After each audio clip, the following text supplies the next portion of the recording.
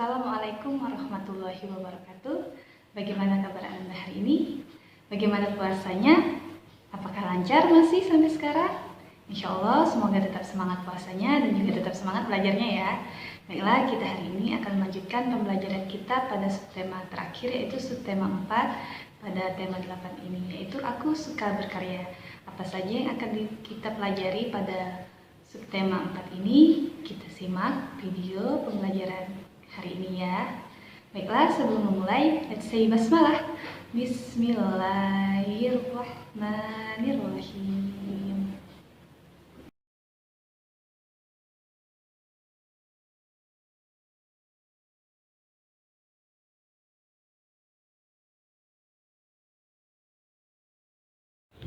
Aku suka berkarya. Pramuka atau Praja Muda Karana memiliki arti jiwa muda yang suka berkarya. Dalam pramuka, banyak kegiatan yang harus diselesaikan dengan ide-ide cemerlang. Kegiatan pramuka dapat melatih kreativitas kita dalam berkarya. Dengan kreativitas yang terasah, kita dapat membuat banyak karya yang berguna.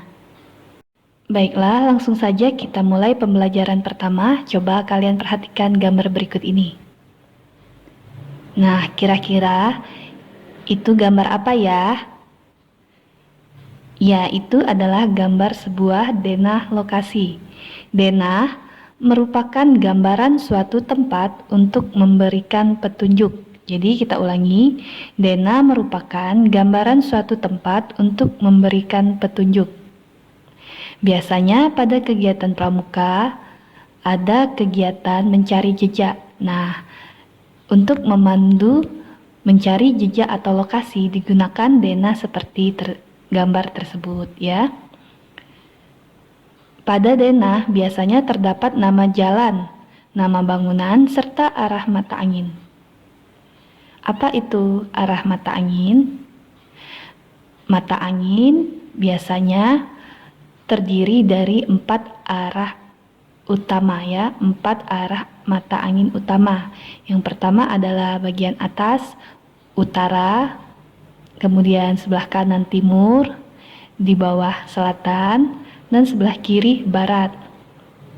Tetapi untuk lebih lengkapnya, mata angin terdiri atas 8 arah seperti berikut ini, dengan tambahan di setiap himpitan atau di setiap sisi-sisi dari 4 mata angin utama ya, yaitu utara, timur laut, timur, tenggara, selatan, barat daya, barat, barat laut. Nah, jadi itu adalah 8 arah mata angin. Jadi biasanya ada 4 arah mata angin, itu benar, dan juga ada 8 arah mata angin, itu juga benar ya. Untuk mengingat arah mata angin ini ada lagunya nih, biar kalian lebih mudah mengingatnya. Dimulai dari timur ke sebelah bawah ya, ke bawah terus sampai balik lagi ke timur laut. Ayo kita nyanyikan bersama-sama. Timur, tenggara, selatan, barat, daya, barat, barat, laut, utara, timur, laut. Nah, seperti itu lagunya. Kita ulangi lagi bersama-sama. Timur, tenggara, selatan, barat, daya, barat, barat, laut, utara, timur, laut. Berhubungan tadi dengan denah, arah mata angin ini biasanya terdapatkan pada denah untuk kita mengetahui ke arah mana sebaiknya kita pergi, apakah ke arah utara, selatan, barat daya, dan sebagainya. Mendengarkan penjelasan tentang arah mata angin dan juga tentang denah lokasi, mari kita buka bukunya pada halaman 92. Nah, kita akan membaca denah lokasi ini ya. Sebelumnya kita baca dulu pada halaman 93. Jadi pada halaman 93 ini kita diharuskan untuk tentukan letak pos lainnya ya. Tentukan letak pos lainnya jika dilihat dari pos 6. Jadi kita lihat pos 1, 2, 3, 4, dan 5 dari pos 6 itu di arah mana. Contohnya seperti ini, pos 6 berada di antara pos 1 dan pos 5, pos 6 berada di sebelah timur pos 1. Nah, kemudian pos 4 berada di sebelah selatan pos 5. Jadi kita lihat dari arah mata anginnya berdasarkan dari pos 6 untuk pos lainnya. Kita kembali lagi pada halaman 92. Di sini ditunjukkan arah mata anginnya seperti ini. Utaranya menghadap ke atas, selatan, nah seperti ini, timur, barat, dan lainnya ya. Kita lihat mana pos 6. Nah, ini adalah pos 6. Kita lihat dulu. Yang mengarah ke arah sini, ke arah kiri. Sebelah kiri adalah apa? Barat. Jadi, di sebelah barat pos 6 adalah pos 1. Berarti ini pos 1 terletak di sebelah atau berada di sebelah barat. Di sebelah barat pos 6. Ya. Jadi pos 1 berada di sebelah barat pos 6. Kemudian kita lihat lagi pos 6 ke arah kanan atau ke arah apa kanan? Timur adalah pos 5. Jadi pos 5 ini di sebelah timur pos 6. Jadi kita tulis di sini pos 5 berada di sebelah timur pos 6. Nah ya, jadi di sebelah timur pos 6, pos 5-nya ya. Sekarang kita kembali lagi, pos 6 lagi sebagai acuan ke arah sini. Serong ke bawah sebelah kiri. Yang serong ke bawah sebelah kiri yang mana? Ke bawah antara 3 ini, berarti yang serong ke kiri adalah ini, BD atau barat daya. Jadi pos 2 ya, pos 2 berada di sebelah barat daya pos 6 ya. Jadi pos 2 berada di sebelah barat daya pos 6. Kemudian tepat di bawahnya ya, di bawah pos 6 ya. Tepat di bawah pos 6. Apa yang menghadap ke bawah? Arah selatan S ya. Jadi pos berapa ini? Pos 3. Pos 3 berada di sebelah selatan pos 6. Di sebelah ya, salah tulis ibu tadi. Dan yang terakhir pos 4. Kira-kira pos 4 di sebelah mana? Lihat lagi pos 6 nya sebagai acuannya. Menghadap ke bawah tapi serong ke kanan. Yang mana ke bawah? Serong ke kanan. TG, yaitu tenggara. Jadi pos 4 ini, pos 4 berada di sebelah tenggara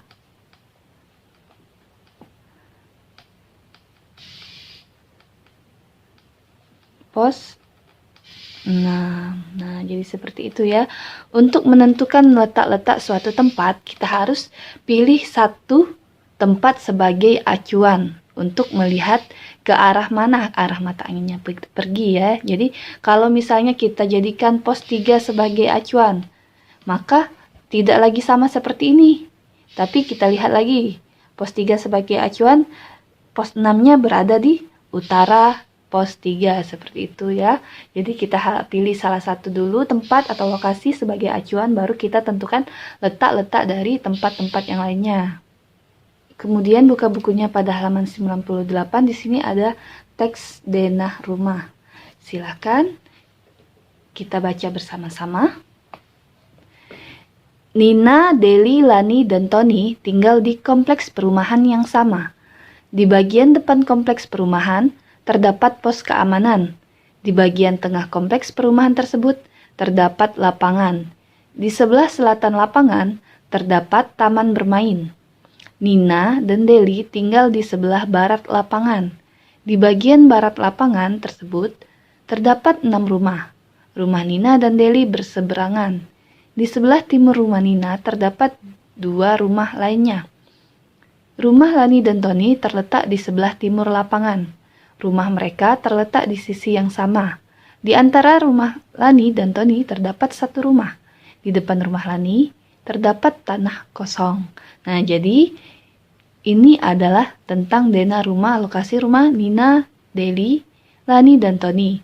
Kita akan menentukan rumah mereka pada denah lokasi pada halaman 98. Baiklah, perhatikan pada denah di halaman 99, kita akan menentukan di mana lokasi rumah Nina, Deli, Lani, dan Tony berdasarkan teks bacaan denah rumah.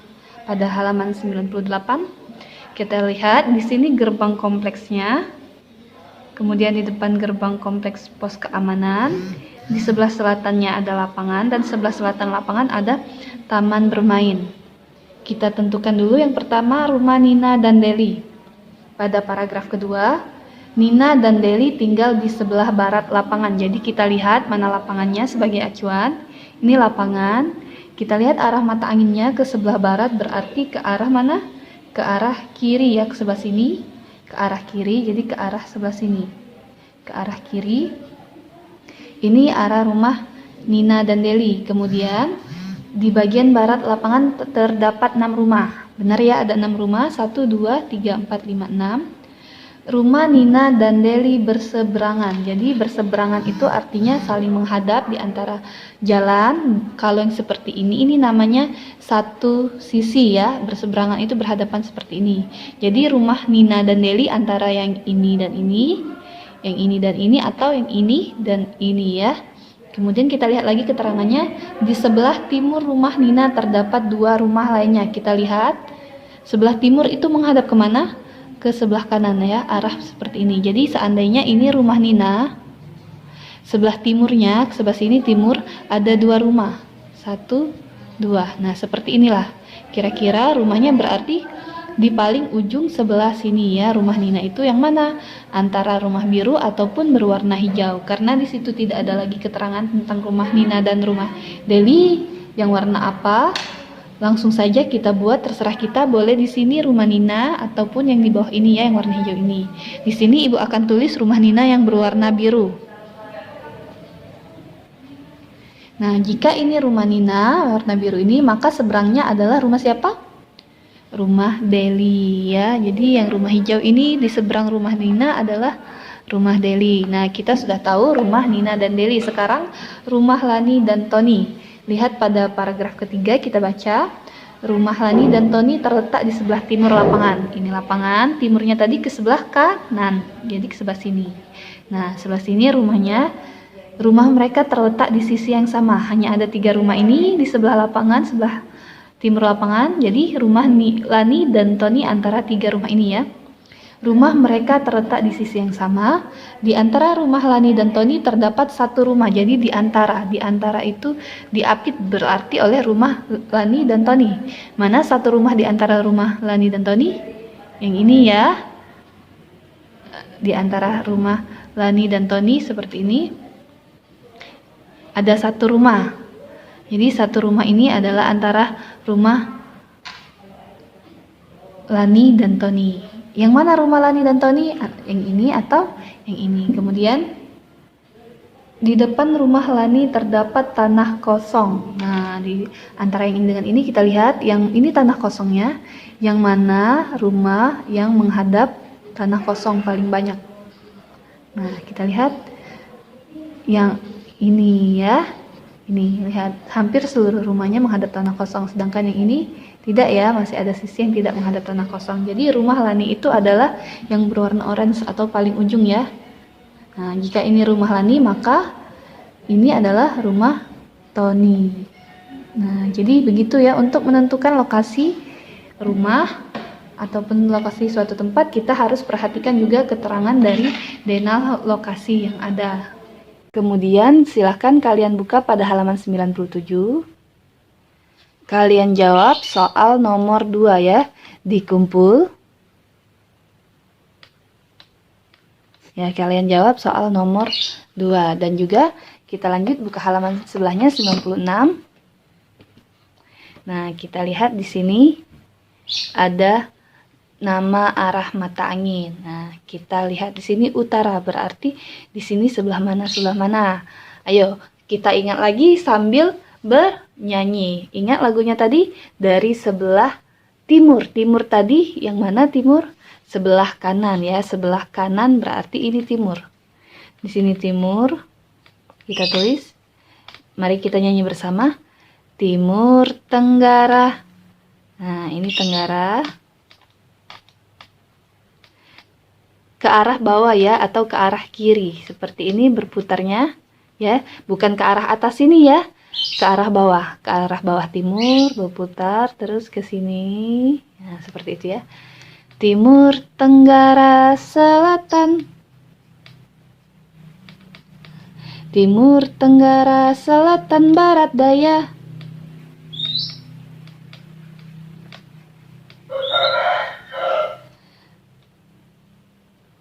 Timur Tenggara Selatan Barat Daya. Barat. Kita ulangi lagi.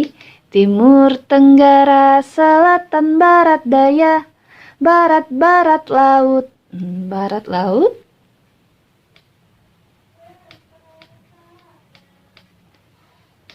Dari sini kita ulangnya. Barat, barat laut. Utara. Dan yang terakhir apa? Barat, barat laut. Utara, timur laut. Nah, ini timur laut. Jadi tanpa melihat keterangan di buku, kita bisa mengetahui arah mata angin dengan bernyanyi ya. Ayo kita nyanyikan lagi, sekali lagi. Dari sebelah timur, timur Tenggara, selatan barat daya, barat barat laut, utara timur laut. Ya seperti itu ya, semoga kalian hafal arah mata angin ini dari nyanyian tadi. Kemudian kita lanjutkan, silakan buka bukunya pada halaman 94. Jadi di halaman 94 ini kita akan belajar membuat diagram batang ya. Sebelumnya kita telah belajar membuat diagram batang, tapi untuk pelajaran sebelumnya belum Ibu ajarkan bagaimana cara membuat diagram batang ya, agar mudah ya. Di sini ada diagram batang yang harus dibuat. Regunya Mawar, Dahlia, Kenanga, Melati, dan juga banyak siswanya ya. 8, 6, 10, dan 4. Bagaimana cara membuatnya? Yang pertama, kita siapkan dulu kertas. Nah, kertas ini, kalau kita lihat pada kertas buku tulis, sudah ada garis-garis seperti ini ya, dan ini memudahkan kita untuk membuat diagram. Jika buku Ananda masih halus kasar seperti itu juga bisa ya. Kalian tentukan satu barisnya. Kemudian kita gariskan saja tinggal di sisi sebelah kirinya ya, sebelah kirinya seperti ini. Di sisi sebelah kiri ini sesuai dengan banyak jumlah yang akan dibuat ya. Banyak dari jumlah siswa di sini tadi kita lihat. Untuk memudahkan dan tidak menuliskan secara berlebihan, kita lihat banyak siswa ya, ada paling besar angkanya berapa? 10. Dan juga jika kita ingin membuatnya tidak terlalu banyak angkanya, kita lihat juga angkanya. Ini adalah angka 4, 6, 8, 10 merupakan angka genap atau angka kelipatan 2. Jadi kita bisa persingkat dengan menuliskan angka-angkanya dengan angka kelipatan 2, yaitu dari 0, 2, 4, 6, 8, dan seterusnya ya, seperti itu. Jadi kita kembali lagi di kertas, jadi kita akan membuat angka dari 0, 2, sampai lebihkan dari angka yang ada 10, berarti di atas 10 adalah 12 ya. Kita lihat dari sini. Ingat, yang di sebelah tegak ini seperti ini, tegak ini adalah angka ya, bukan tulisan, angka. Jadi kita buat dari 12. Kita hitung dulu. Dari sini tidak apa-apa, kita hitung dari 0. Yang paling atas ini 0, 0, 2, satu persatu. Nah, lihat ya, untuk setiap garis ini satu persatu angkanya 2, 4, 6, 8, 10, 12. Nah, dengan menghitung seperti itu tidak akan berlebih ya kita membuatnya seperti ini. Nah, coba kita terangkan angkanya dari sini. Ini adalah angka 0. Ya, tepat di garis yang paling bawah adalah angka 0. Kemudian garis di atasnya adalah 2. Sudah 2, berapa kelipatan 2? Ditambah 2 lagi ya. 2 tambah 2, 4. Di garis ini. Kemudian sudah 4 berapa? 6. Dan 6, 8. Sudah 8 berapa? 10. Dan yang terakhir 12. Nah, tapi jika Ananda tidak bingung ya, tidak ingin membuat seperti ini 2, 4, 6, 8, 10, 12, Ananda boleh langsung menuliskan angka dari 0, 1, 2, 3, 4, dan seterusnya ya. Boleh seperti itu ya, tidak harus seperti ini ya. Ini hanya untuk mempersingkat saja, tapi jika Ananda bingung boleh dari urutan 0, 1, 2, 3, 4, 5 dan seterusnya. Kemudian kita buat garis di sini ya. Tinggal kita tebalkan garisnya.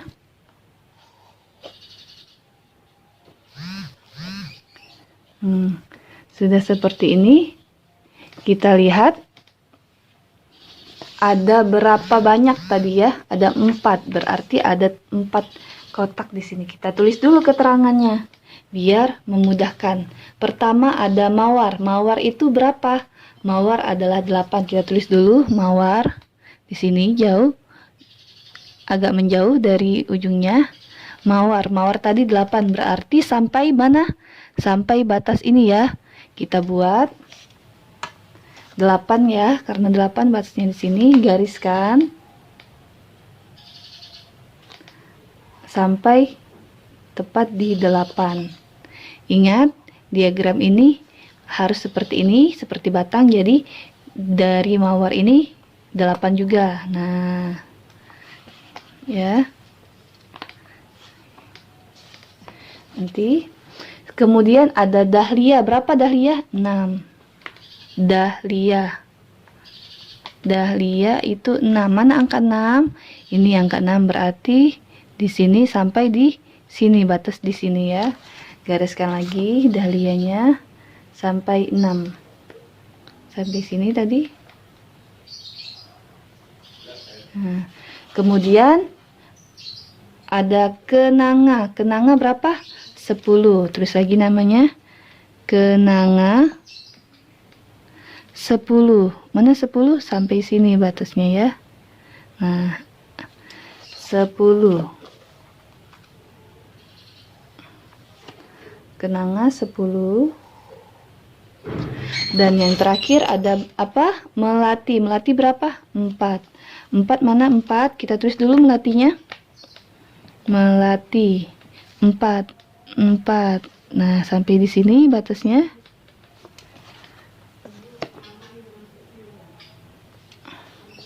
Melati 4. Nah, kemudian kita tinggal gariskan ya.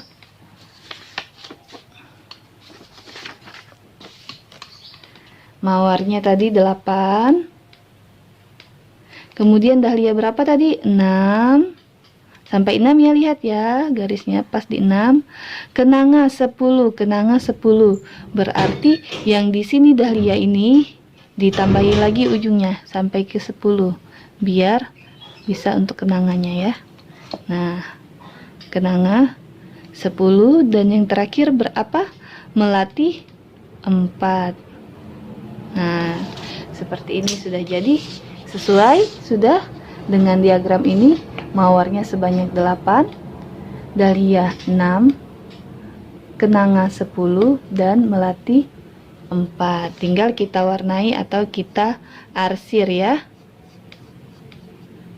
Nah, seperti itu cara membuat diagram batang ya. Jadi mudah sekali untuk membuat diagram batangnya, apalagi kalau kita sudah menyediakan buku ya di buku sudah bergaris, jadi tinggal menuliskan angka sama garisnya saja. Tidak perlu seperti di buku ini membuat kotak-kotak seperti ini ya. Kita hanya perlu membuat garis saja. Kemudian silahkan Ananda buka buku halaman 97. Kalian lihat di sini ada soal nomor 3.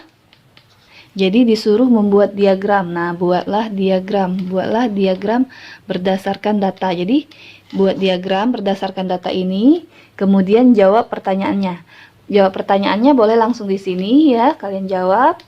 Seperti biasa, jawab pertanyaannya lihat di tabel ini, kemudian kalian buat diagram ya. Ini dikumpul ya. Nah, jadi tugas kalian ada 2 ya tadi, membuat denah dan juga matematikanya, membuat diagram serta menjawab pertanyaan. Silahkan dikerjakan.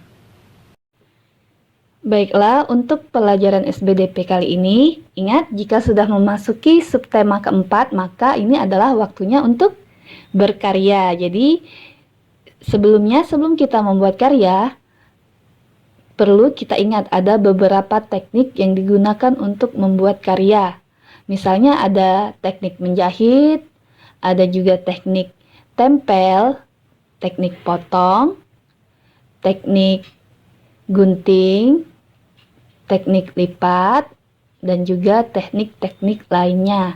Nah, pada pembelajaran tema kali ini, kita akan membuat karya yang berhubungan dengan sesuai pembelajaran subtema 4, yaitu tentang denah lokasi ya. Jadi, selain dalam bentuk denah, letak suatu tempat juga sering digambarkan dalam bentuk 3 dimensi. Nah, jadi kalau denah itu seperti sebuah gambar, kalau dalam bentuk 3 dimensi itu disebut dengan miniatur. Jadi, denah dalam bentuk 3 dimensi atau letak suatu tempat dalam bentuk 3 dimensi disebut miniatur ya. Jadi kita ulangi, letak suatu tempat dalam bentuk 3 dimensi disebut dengan miniatur. Nah, miniatur ini dapat kita buat dengan model-model sederhana. Misalnya kita mau membuat miniatur kamar, miniatur rumah, dan miniatur lain sebagainya. Pada hari ini kita belum akan membuat karya, tetapi akan Ibu tunjukkan video membuat miniatur kamar ya. Silahkan kalian simak video untuk membuat miniatur kamar berikut ini.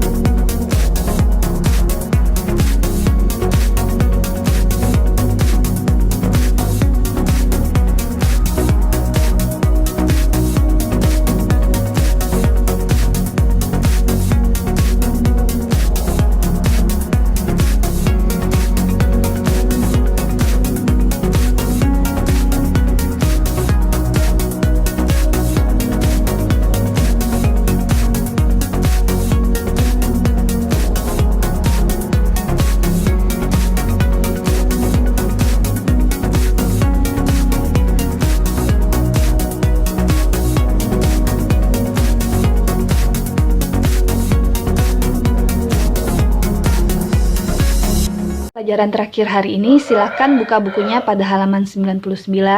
Kita baca teks di sini, ayo berdiskusi. Mari kita baca sama-sama. Nina, Deli, Lani, dan Tony sering bermain bersama. Mereka bermain bersama dengan rukun. Mereka juga sering mengerjakan tugas kelompok bersama. Mereka dapat bekerja sama dengan baik. Ketika mengerjakan tugas kelompok, semua dapat menyampaikan pendapat.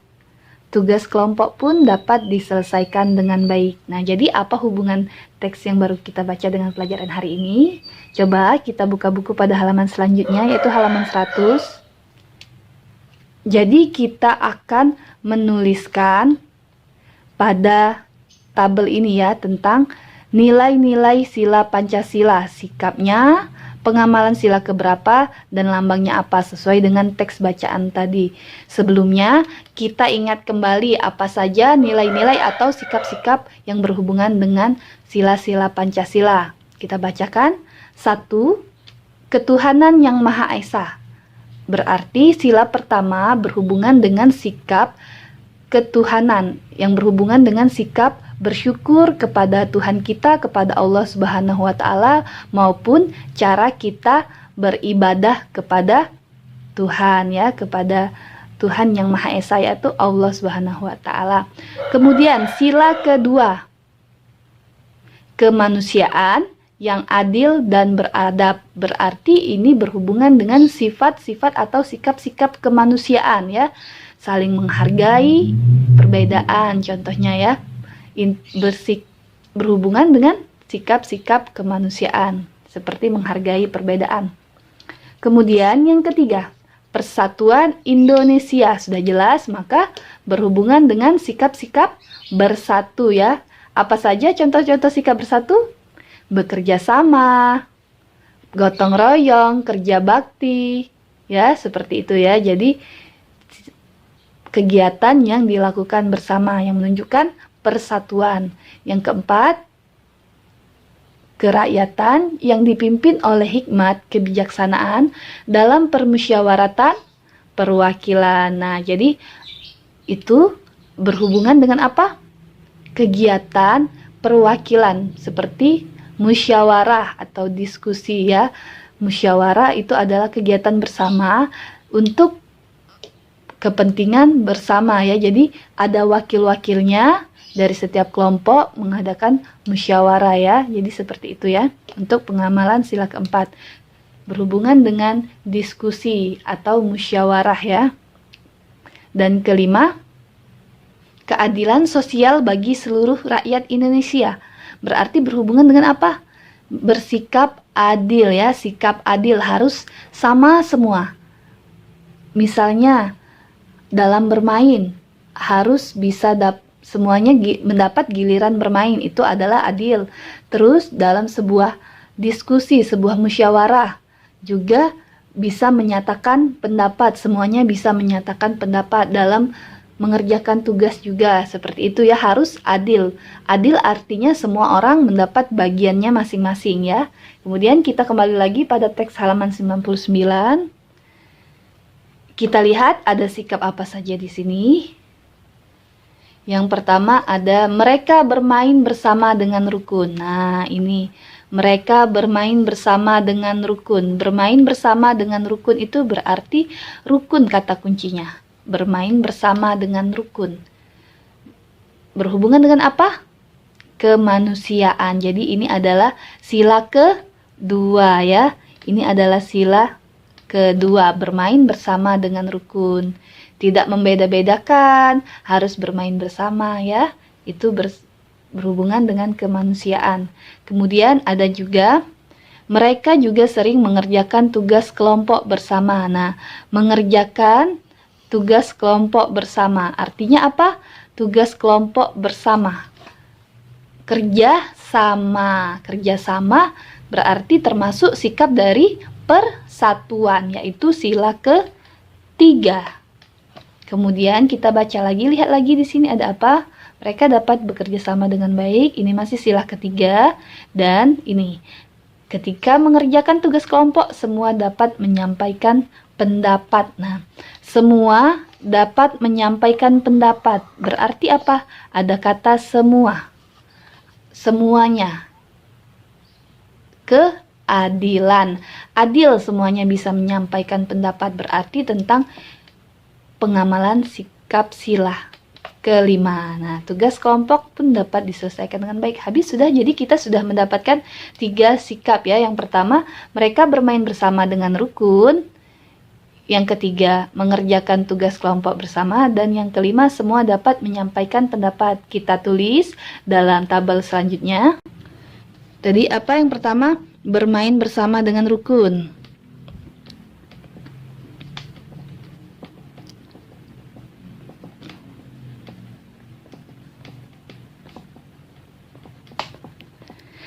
Pengamalan sila kedua. Apa lambang sila kedua?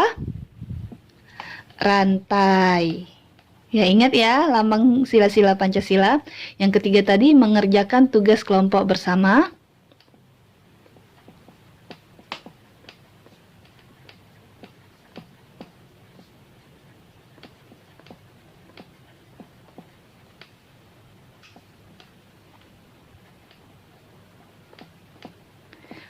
Apa tadi? Sila ketiga. Apa lambang sila ketiga? Pohon beringin. Dan yang terakhir tadi apa? Semua dapat menyampaikan pendapat.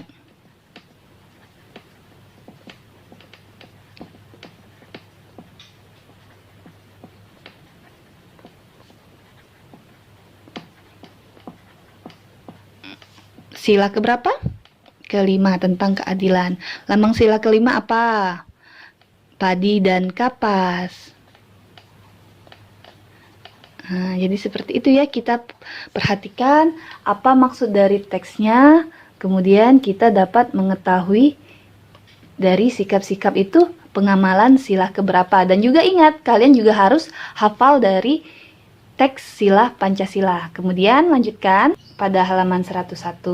Nah, di sini ada tuliskan bunyi sila dan lambang sesuai dengan sikap berikut. Jadi di sini ada sikap-sikap, kemudian itu termasuk sila keberapa dan bunyi silanya apa ya. Jadi bukan sila ke 1, 2, 3 apa, tapi bunyinya. Misalnya sila kedua apa, kemudian lambangnya apa ya. Kalian lambangnya ini cukup dituliskan namanya seperti yang tadi, tapi hanya bunyi silanya saja yang harus kalian tuliskan bunyinya. Kalian jawab, ini juga dikumpul ya, kalian kerjakan. Jadi untuk hari ini totalnya ada 3 tugas ya. Alhamdulillah telah selesai pembelajaran kita pada hari ini. Meskipun dalam keadaan puasa, kita harus tetap semangat belajarnya. Jangan lupa kerjakan tugas-tugasnya. Kita akhiri pelajaran hari ini. Let's say hamdalah. Alhamdulillahirabbil alamin. Wassalamualaikum warahmatullahi wabarakatuh. Seperti biasa, jangan lupa like, subscribe, dan komen-komen.